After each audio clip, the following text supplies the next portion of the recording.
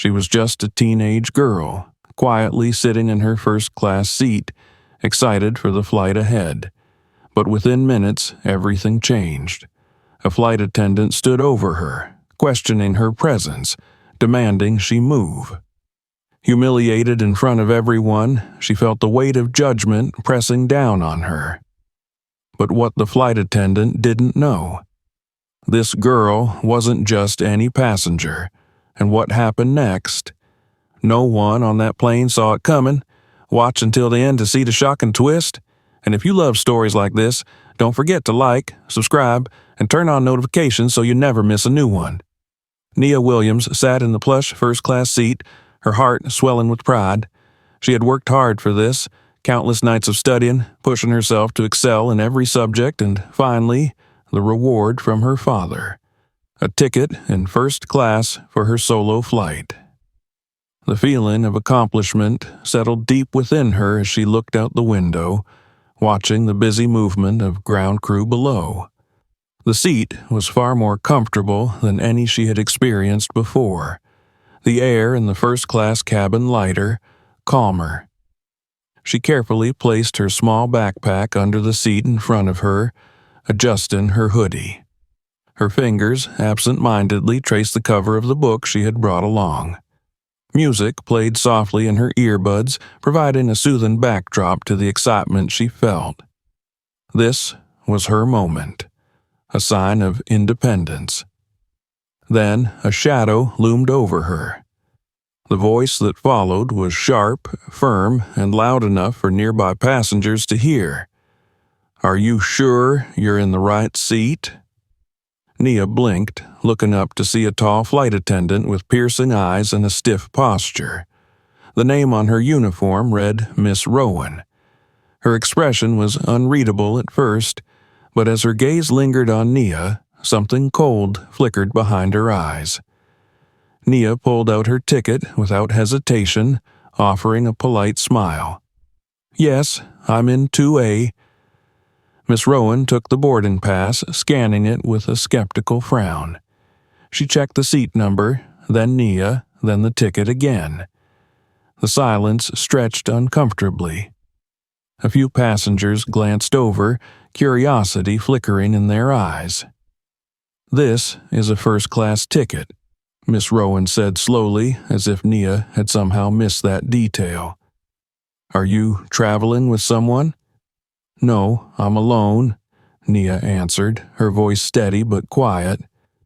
Miss Rowan's lips pressed into a thin line. She handed the ticket back, but rather than moving on, she placed her hands on her hips. "I think there's been a mistake. You need to move to the back of the plane." Nia's heart stuttered. "But this is my seat," she said, gripping the ticket tightly. "I have a first-class ticket." The flight attendant exhaled through her nose. Her tone sharpened.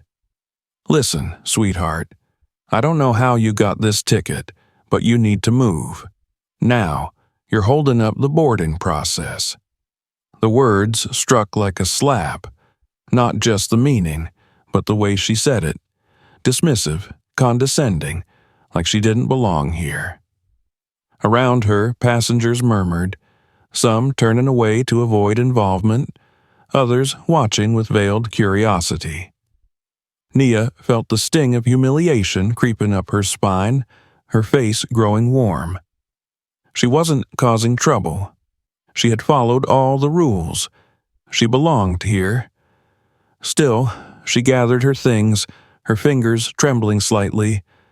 She would not cry. She felt every step as she walked down the narrow aisle, the weight of every passenger's gaze pressing against her. No one spoke up. Not a single person asked if she was okay.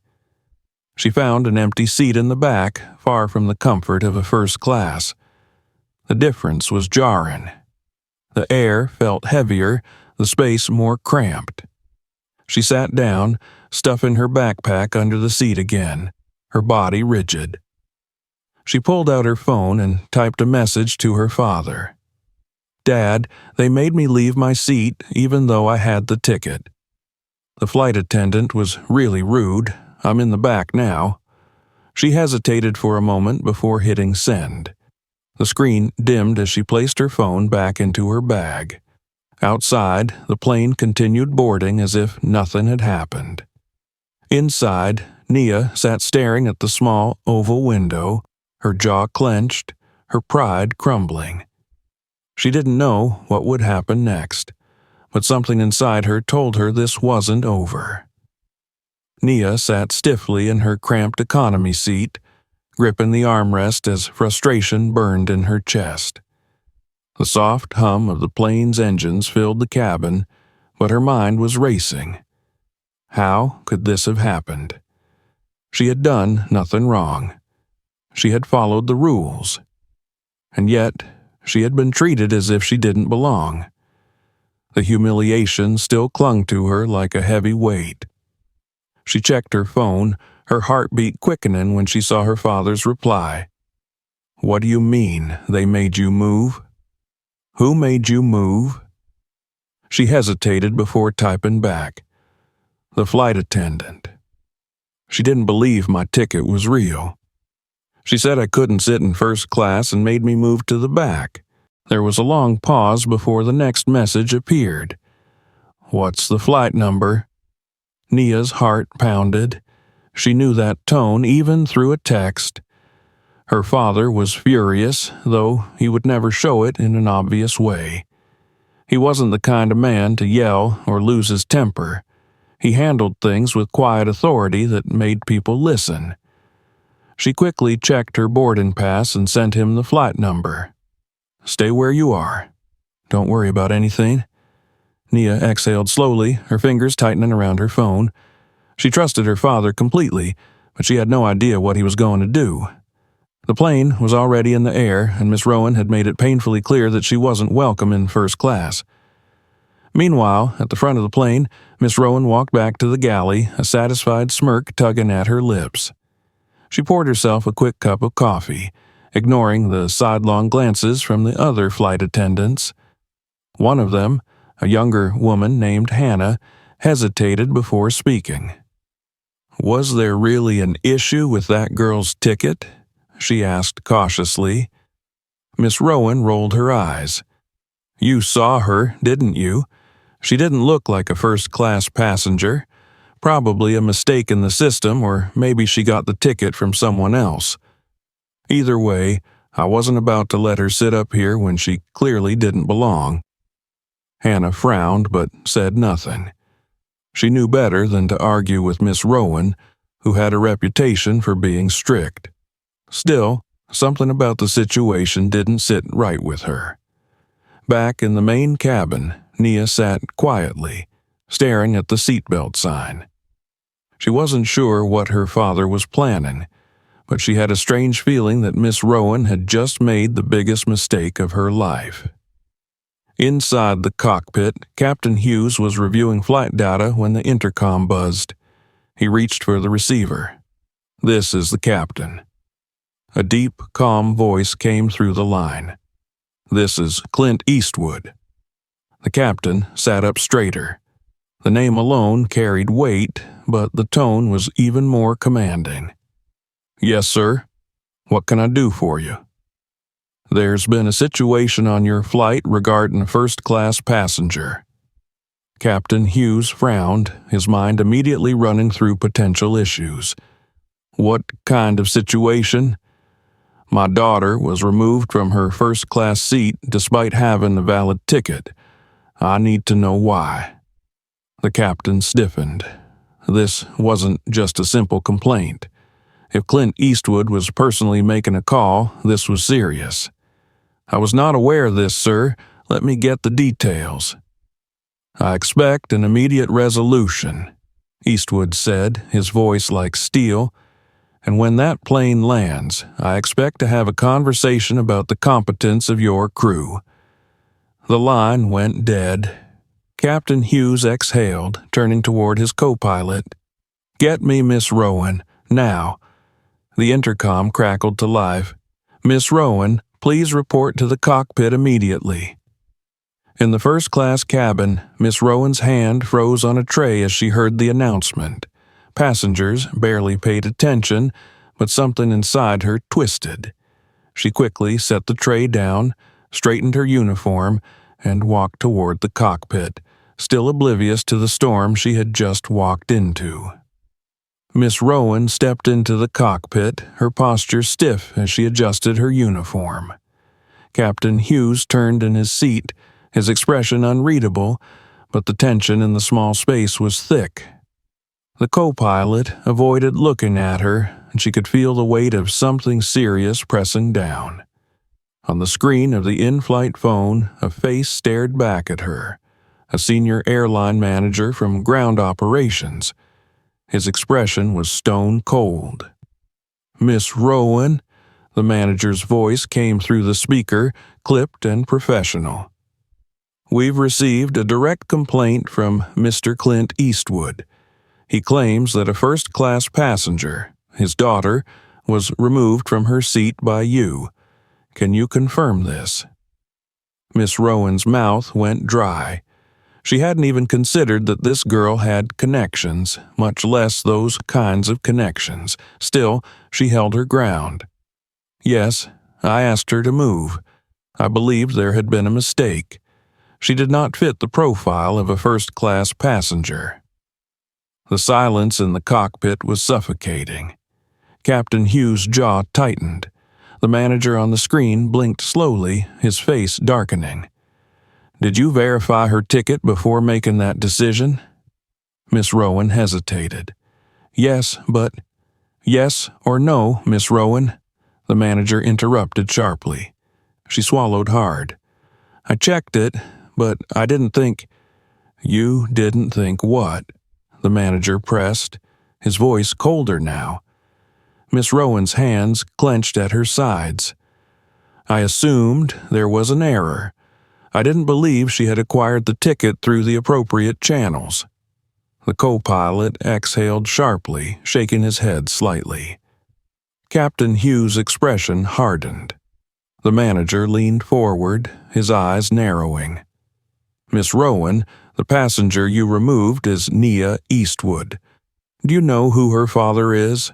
Miss Rowan's stomach twisted. She had a terrible, sinking feeling.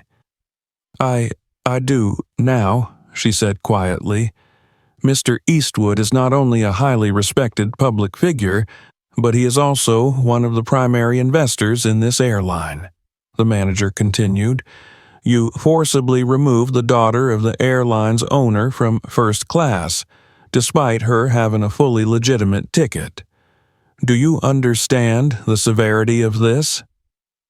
Miss Rowan's body went cold. She had just made the career-ending mistake. Captain Hughes exhaled slowly, folding his arms across his chest. "Mr. Eastwood has given direct orders. You will personally return to Miss Eastwood, publicly apologize, and escort her back to first class."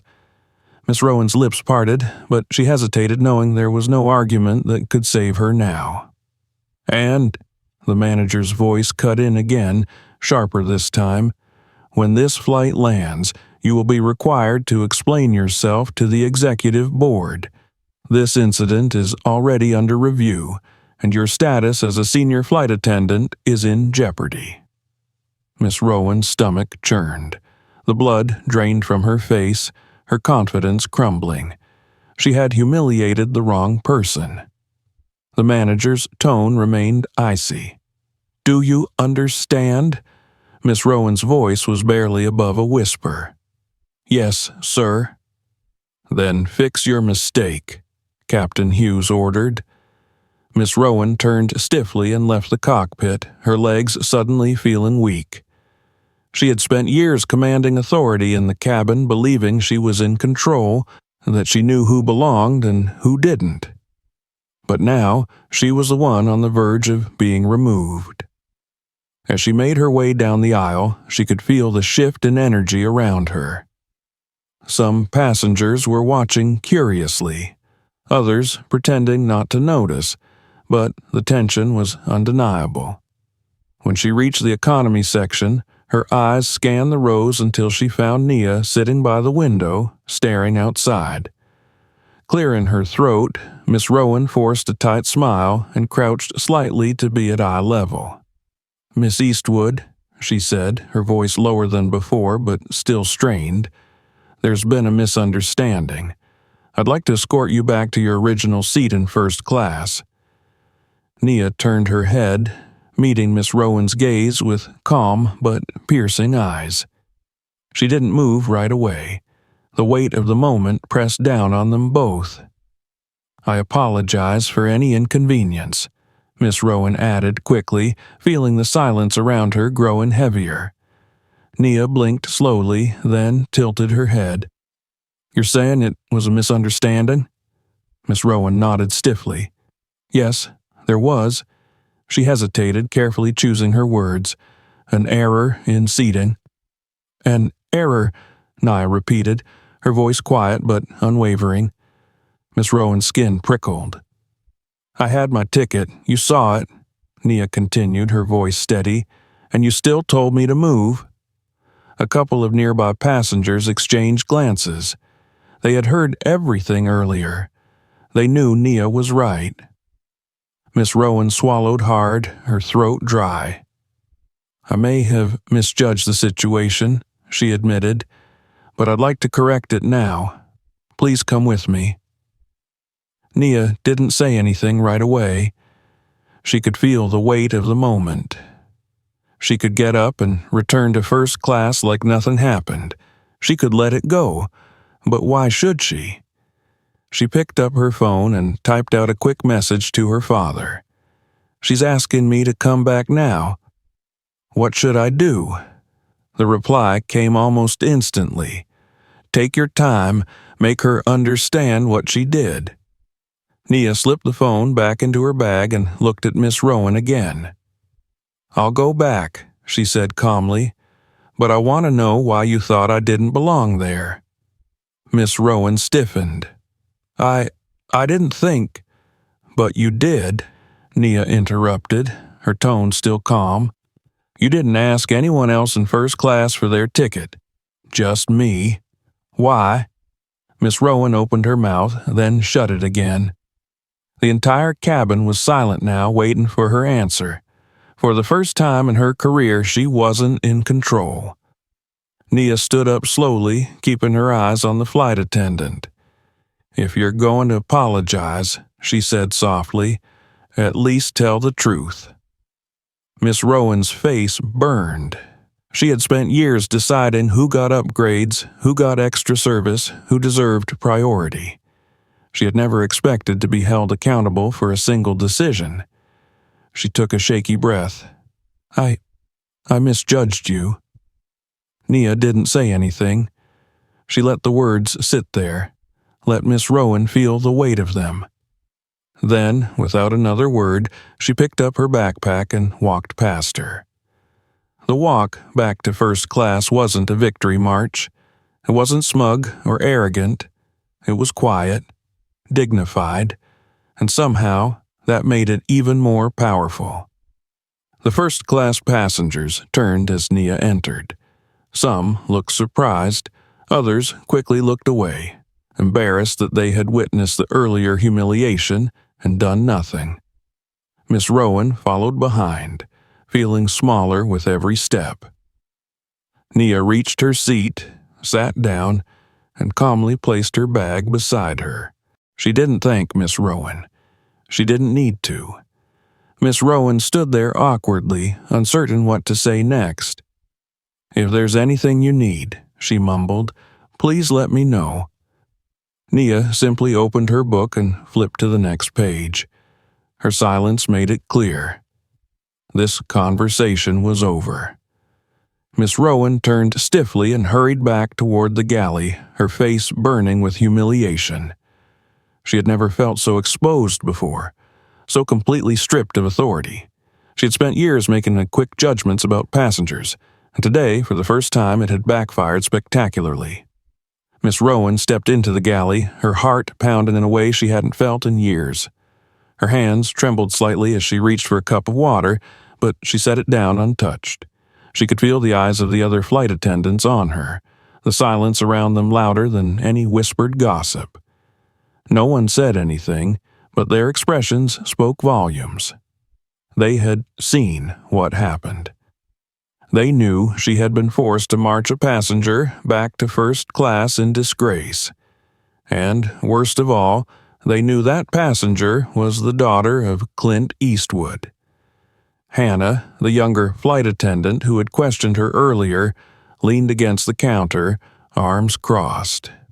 She studied Miss Rowan for a long moment before speaking. "That didn't go well, did it?" Miss Rowan shot her a sharp glare. "Not now, Hannah." Hannah smirked but didn't push. "I'm just saying, she handled that a lot better than you did." Miss Rowan clenched her jaw, swallowing down the bitter lump in her throat. She had spent years controlling situations like this, making sure things ran exactly the way she wanted. And now, for the first time, she wasn't the one in control. Worse, she knew that whatever was waiting for her when they landed would be far more humiliating than what had already happened. The flight continued in tense silence. Miss Rowan avoided going back to the first-class cabin unless absolutely necessary. She let the other attendants handle service, choosing instead to busy herself with tasks in the galley that didn't require stepping out in front of the passengers. But even then, she could feel their stares. The weight of her mistake pressed against her chest like a lead weight. Meanwhile, in first class, Nia sat comfortably in her seat, flipping through the in-flight magazine. She wasn't actually reading it. Her mind was too preoccupied with everything that had happened. She could feel the subtle glances from the passengers around her, the quiet tension that hung in the air.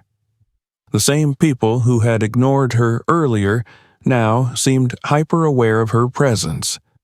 Some looked guilty, others looked curious, but none of them had said a word. A man across the aisle, an older gentleman in a navy suit, hesitated before leaning slightly toward her. "I saw what happened earlier," he said, his voice careful. "That was unfortunate." Nia turned her gaze to him, raising an eyebrow. "Unfortunate?" The man cleared his throat. "Yes, well, it was clearly a mistake on the flight attendant's part." Nia studied him for a moment before giving a small smile. "A mistake," she repeated, "or a choice?" The man shifted uncomfortably, his fingers tightening around the stem of his wineglass. "Well, I suppose—" He trailed off, clearly unsure of what to say next. Nia let the silence stretch between them for a few seconds before turning back to her magazine, dismissing him with her indifference. She wasn't interested in making him feel better about what had happened. Her phone vibrated again. She picked it up and read the message from her father. "Good. Now sit back and relax. I'll handle the rest." She smiled slightly, leaning back in her seat. "Oh, I will," she thought. Up in the cockpit, Captain Hughes was fully aware of the situation unfolding in his aircraft. He had been in the business long enough to know when something was going to turn into a scandal, and this had scandal written all over it. He reached for the in-flight phone and dialed the ground operations team. "This is Captain Hughes, Flight 372, he said smoothly. "I need a confirmation on executive arrangements for a passenger upon landing." There was a pause before a voice on the other end responded. "Yes, Captain. Mr. Eastwood has already arranged for a private car to meet his daughter at the gate. Security has also been notified to escort a specific crew member for questioning." Captain Hughes sighed, already knowing exactly who that crew member was. "Understood. Inform the crew to prepare for immediate disembarkation procedures." "Will do, sir." Hughes hung up the phone and leaned back in his seat, exhaling slowly.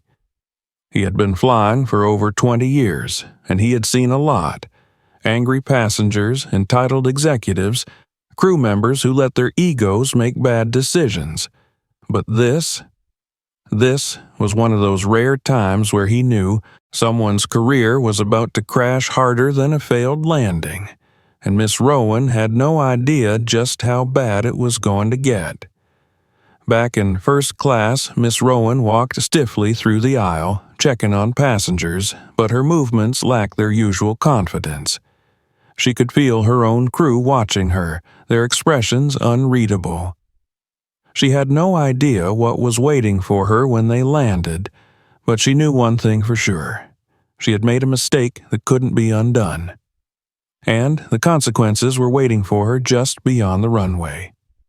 The plane hummed steadily as it cruised through the sky, but inside the cabin the atmosphere had shifted completely. First-class passengers, who once carried themselves with a sense of self-importance, were now sitting tensely, sneaking glances at Nia.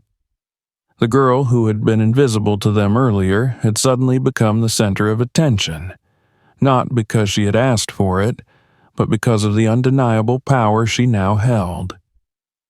Nia didn't do anything dramatic. She didn't raise her voice or demand extra service. She simply existed in her seat with quiet confidence, sipping her sparkling water, scrolling through her phone, and occasionally glancing out the window. It was her presence that unsettled people. They weren't used to being held accountable for what they ignored. She checked her phone again. Another text from her father had come in. "We land in 45 minutes. Sit tight." She smiled slightly. "Oh, I will." The descent began, and the tension inside the plane thickened like a storm cloud. The usual chatter of passengers landing at their destination was absent. Instead, there was an eerie silence, as if everyone on board was waiting for something to happen. The fasten seatbelt sign dinged, but no one paid attention to it. Their eyes kept flickering toward the front of the plane, toward Nia, toward the galley where Miss Rowan had disappeared. Everyone had heard the announcement, had seen the shift in power dynamics, and now they were waiting for the final act of this story to play out. Nia sat with her seatbelt buckled, glancing occasionally at her phone. Another message from her father had come in. "Stay seated. Security is waiting at the gate." She smirked slightly, setting the phone down on her lap. She had no doubt her father was serious. He had handled this with the same controlled precision that made him a force in Hollywood. He didn't rage. He didn't make threats. He simply made things happen. Miss Rowan, for all her arrogance, had no idea what was about to hit her. In the galley, Miss Rowan was gripping the edge of the counter so tightly that her knuckles had turned white. She had avoided looking at Hannah, avoided speaking to any of the other crew members. She was trying to maintain some sense of control, trying to pretend that everything would blow over once they landed. But deep down, she knew better. She had never seen a situation escalate so quickly, and the fact that it was happening to her, the one who always set the rules, always commanded authority, made it unbearable. Hannah stood a few feet away, arms crossed. She had been watching Miss Rowan for most of the flight, but now she finally spoke. "You should probably sit down before you collapse."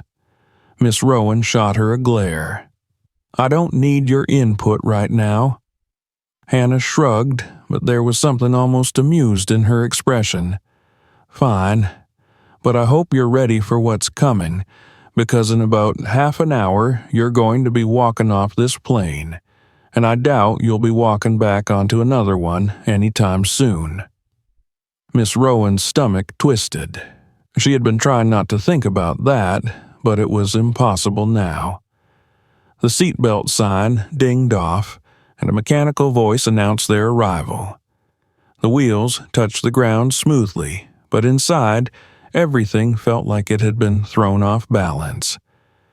The intercom crackled again, and the captain's voice came through, steady and professional.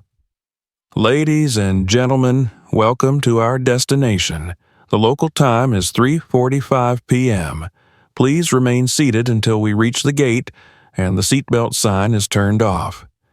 On behalf of our crew, thank you for flying with us today." Nia glanced down at her phone. Another text. "Dad, stay seated. Security is waiting at the gate." She leaned back in her seat, stretching slightly. Oh, this was going to be good. Miss Rowan, on the other hand, felt like she was suffocating. She had never wanted to get off a plane more in her entire career. But as the aircraft taxied toward the gate, she finally understood that it wasn't her choice anymore. A uniformed security officer stepped onto the plane the moment the doors unlocked. His presence alone silenced whatever small conversations were happening in first class. He was tall, broad-shouldered, and carried himself with the kind of authority that made it clear this was not a routine visit. Passengers in the first few rows stiffened. Flight attendants stood frozen, unsure of what to do.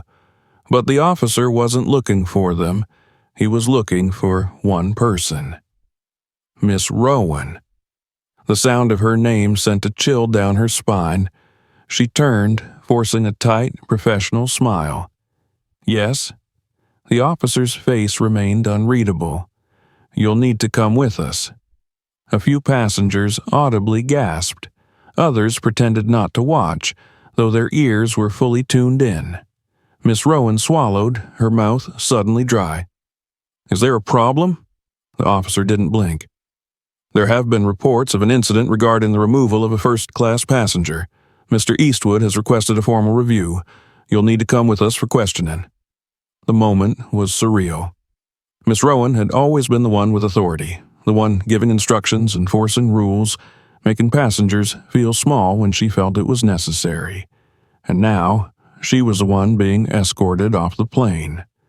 Her feet felt like lead as she walked down the aisle. The murmurs around her grew, whispers spreading like wildfire. She avoided eye contact, but she could feel them looking at her. As she reached the first-class section, she made the mistake of glancing at Nia. The girl wasn't smug. She wasn't grinning or gloating. She was simply watching. Calm, composed, completely unmoved. And somehow that was worse. Miss Rowan tore her gaze away and kept walking. She stepped off the plane, and reality slammed into her like a punch to the stomach. Bright terminal lights shone down on her like a spotlight, and dozens of airport staff and passengers turned to watch as she was escorted through the gate. She heard whispers, saw phones lifted discreetly to record. The shame burned through her like fire. At the end of the jet bridge, 2 airline executives stood waiting for her. She didn't know them personally, but she knew their titles, and she knew what was coming. One of them, a tall man with silver hair and a sharp suit, stepped forward. His face was unreadable, but his voice was ice cold. "Miss Rowan, come with us." She swallowed hard and nodded stiffly. The security officers stepped aside, allowing the executives to take over. They led her through a restricted door into the private corridors of the airport, areas regular passengers never saw. The walls were sterile, the air thick with coffee and jet fuel. Finally, they reached a small conference room. Inside, a long table stretched across the center. A few chairs were neatly arranged, and on the far wall, the airline's logo loomed over them like a silent judge. The silver-haired executive gestured toward a chair. "Sit." Miss Rowan hesitated for a split second before obeying. The man took the seat across from her, clasping his hands together. His name tag read James Connors, Senior Operations Manager. She had met him once before, in passing. Now, he looked at her like she was already fired. "You do realize why you're here, correct?" he asked. Miss Rowan straightened her shoulders, trying to regain some authority. "I was informed there was a complaint about a seating issue. James's lips pressed into a thin line. "A seating issue," he repeated, his voice carrying an edge of amusement. "Miss Rowan, do you understand who you removed from first class?" Miss Rowan held his gaze. "I do, now. Do you?" James tilted his head slightly. "Because this isn't just about a mistake. This is about how that mistake happened." Miss Rowan's fingers curled around the arms of the chair. "I didn't mean—" "You didn't mean to humiliate the daughter of the airline's owner?" James interrupted, his voice cool. "Or you didn't mean to assume she didn't belong in first class?" Miss Rowan's throat tightened. Silence stretched between them. James exhaled through his nose, leaning back. "Let's be clear, Miss Rowan. This is not about a simple seating mix-up. If it were, we wouldn't be sitting here having this conversation. This is about why you questioned her ticket when you didn't question anyone else's. This is about why you spoke to her with a tone you wouldn't have used on another passenger." Miss Rowan opened her mouth, but no words came out. For the first time in her career, she had nothing to say. Miss Rowan sat frozen in her seat, her back rigid, her palms pressed flat against her thighs. The sterile walls of the conference room seemed to close in on her. James Connors stared at her, waiting for an answer, but she had none. She had spent her entire career enforcing the rules, making quick judgments, believing she had the right to decide who belonged where. And now, for the first time, she was the one being judged. James leaned forward, his voice steady but sharp. "You didn't follow protocol, Miss Rowan. If there was an issue with seating, you should have checked the passenger manifest first." "Did you?" Miss Rowan forced herself to breathe, but her throat was tight. "No," she admitted, barely above a whisper. "You should have verified the ticket with the gate agent. Did you?" "No." "You made an assumption," James said coolly, "one that humiliated a minor in front of an entire cabin full of passengers. And that minor happened to be the daughter of Clint Eastwood." Miss Rowan clenched her jaw, but she couldn't argue. She had no defense. James pulled a folder toward him and flipped it open. Inside were printed statements from passengers, a report from the captain, and, at the very top, a direct complaint from Clint Eastwood himself. James tapped his fingers on the document. "Mr. Eastwood has already made it clear that this incident will not be ignored." Miss Rowan's breath hitched. "What does that mean?" "It means," James said, his tone clipped, "that as of now you are suspended without pay, pending a full review by the board." Miss Rowan's stomach dropped. "Suspended?" "Yes," James confirmed. His expression didn't change. "A final decision will be made within the week, but I wouldn't be optimistic if I were you." Miss Rowan's hands trembled slightly. "I've given 10 years to this airline," she said, struggling to keep her voice even. "You can't just—" James's eyes darkened. "Miss Rowan, if this were any other passenger, we'd still be having this conversation. The only difference is, it wouldn't be just a suspension. It would be immediate termination." Her mouth opened, then closed. She knew he was right. James sighed, rubbing his temple. "Look, I'm going to be honest with you. You might have a chance to appeal, but only if you take full accountability. If you admit your mistake and show that you're willing to learn from it. But if you sit here making excuses, defending yourself, then this is the end of your career in aviation." Miss Rowan swallowed hard. She had spent years building her reputation, climbing the ranks, believing she was untouchable. But now, everything she had worked for was hanging by a thread. James studied her for a moment before closing the folder. "That's all for now. You'll be escorted out of the airport. A formal letter will be sent to your email by tomorrow." He stood up, signaling that the conversation was over. Miss Rowan slowly rose to her feet. Her knees felt weak. She wanted to argue, to demand another chance, but she knew it wouldn't matter. A security officer stepped back into the room, waiting to escort her out.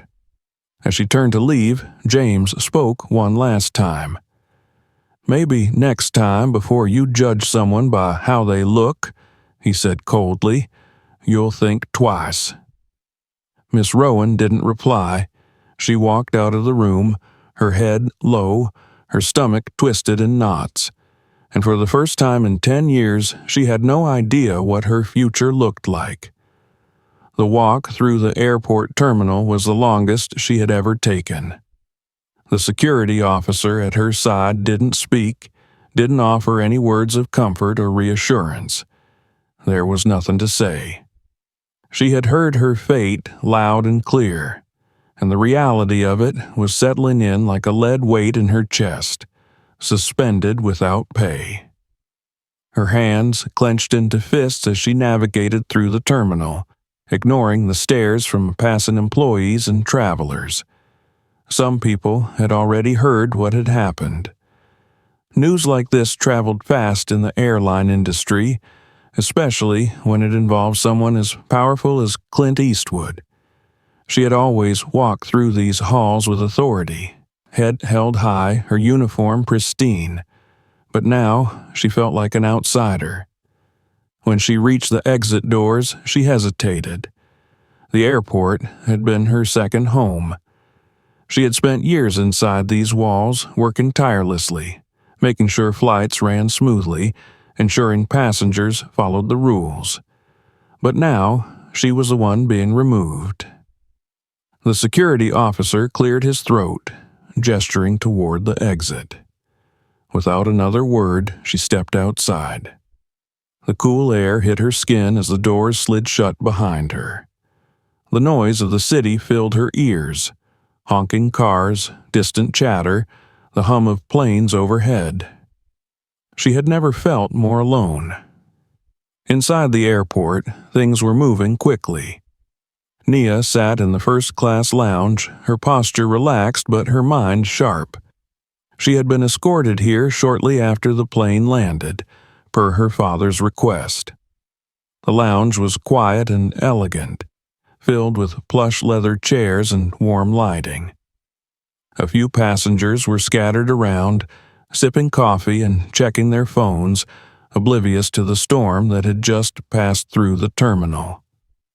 She wasn't waiting long.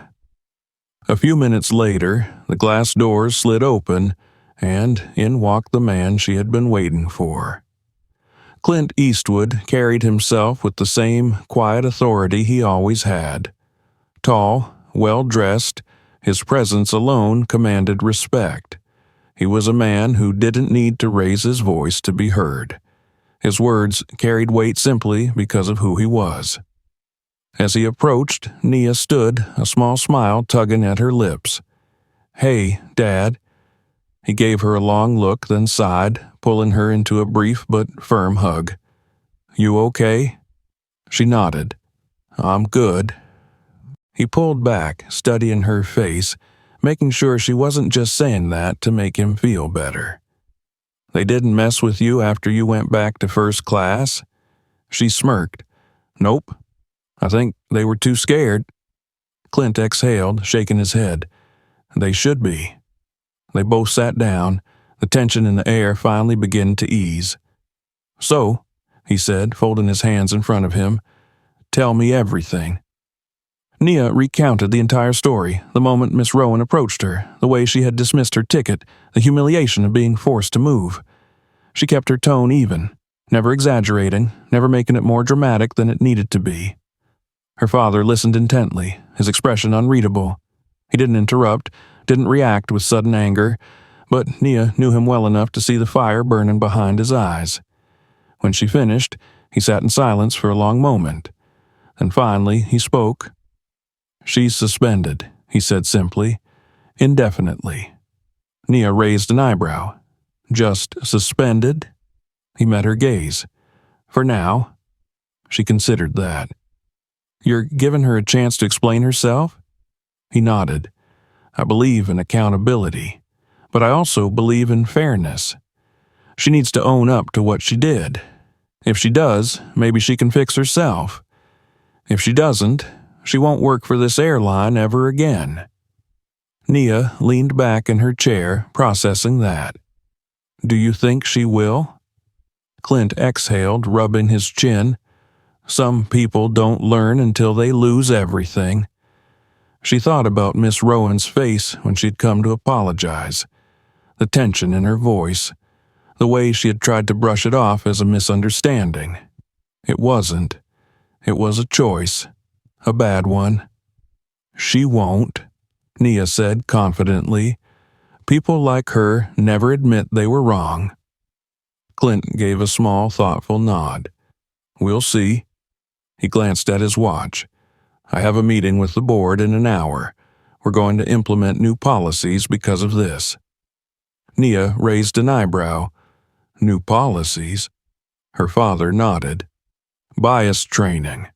More oversight on first-class treatment. A stronger system for passengers to report discrimination. This isn't just about you, Nia.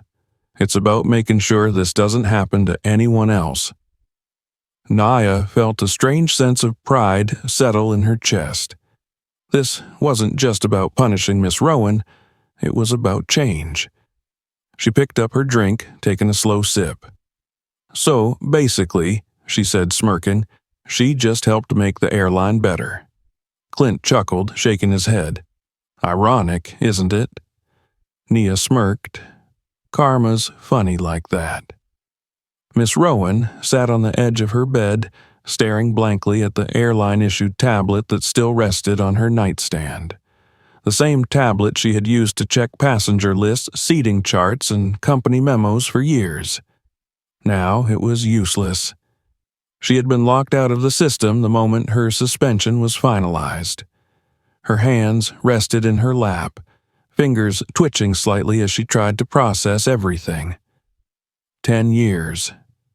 10 years of early morning flights, late-night layovers, missed holidays, and endless hours in the sky.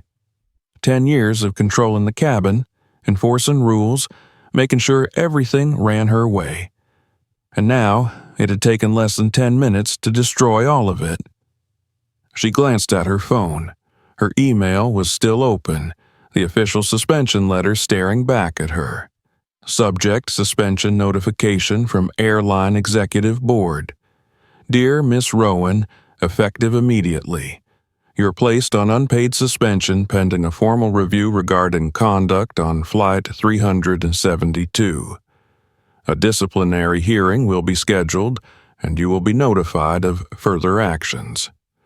Until further notice, you are prohibited from accessing airline facilities or performing duties in any capacity.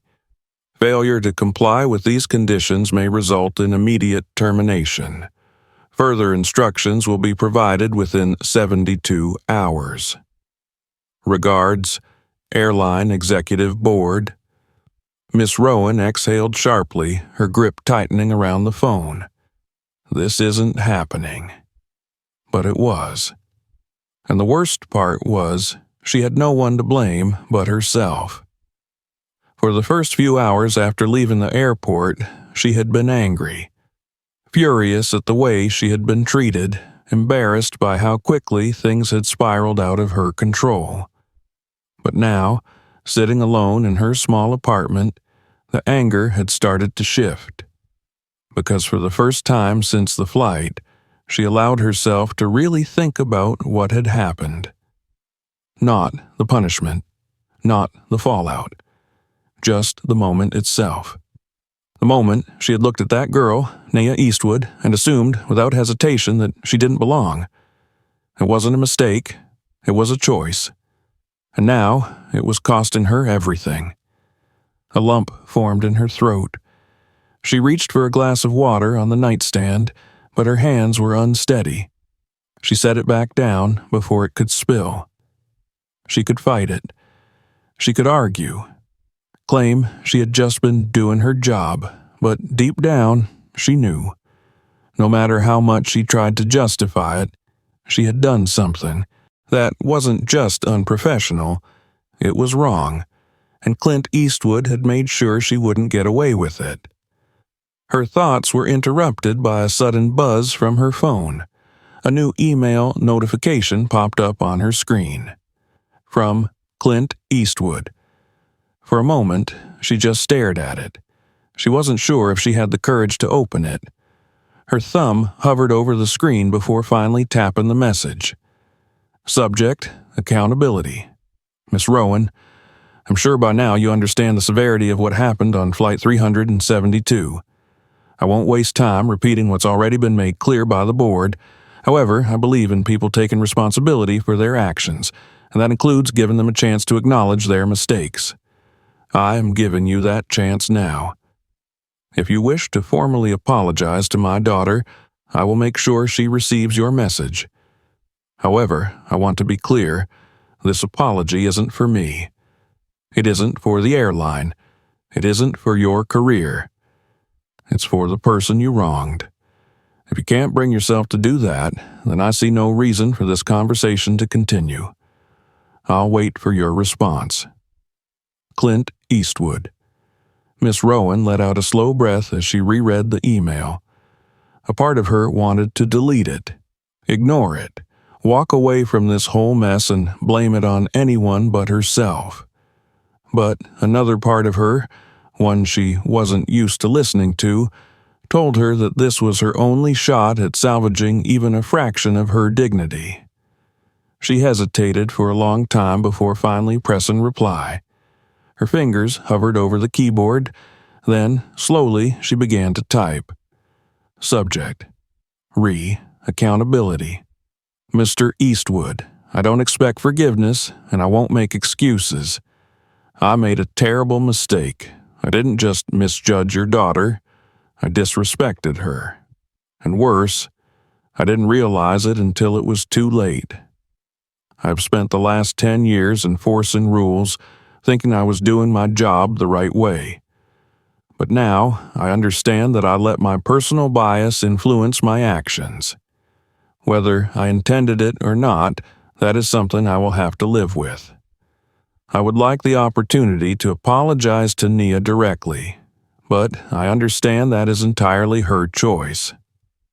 If she doesn't want to hear from me, I accept that.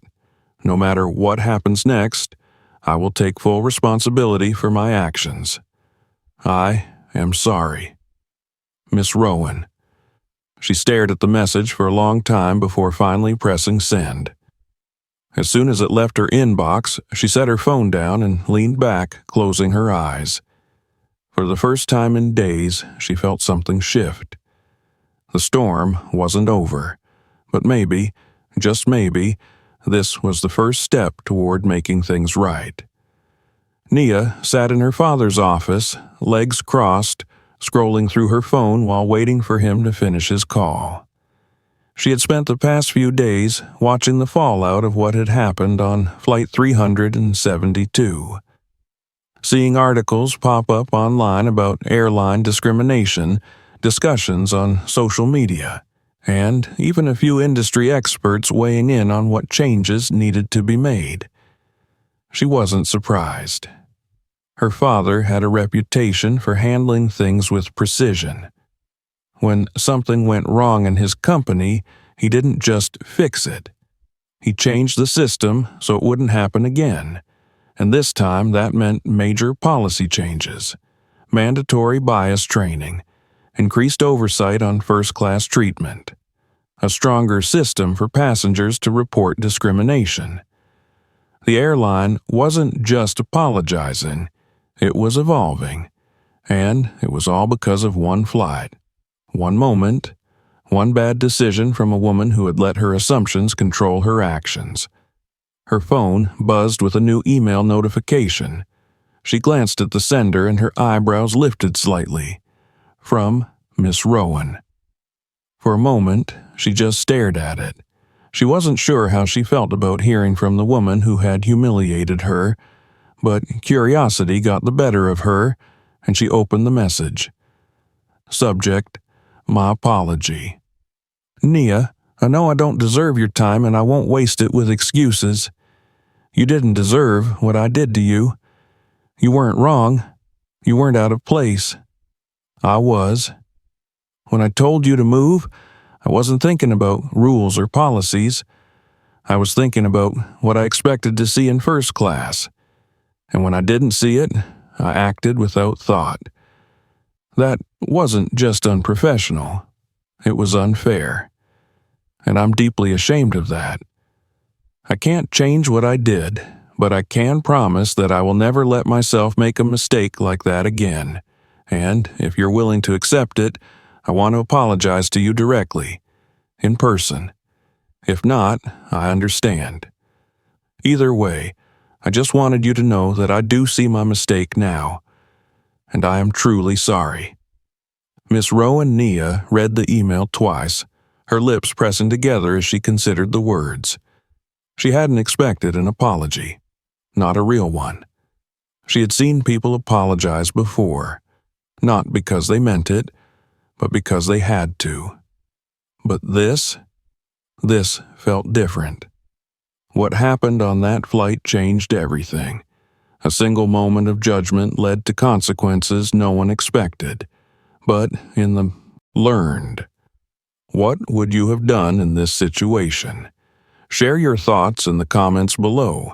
And if you enjoyed this story, don't forget to like, subscribe, and turn on notifications so you never miss a new one. Thanks for watching, and see you in the next video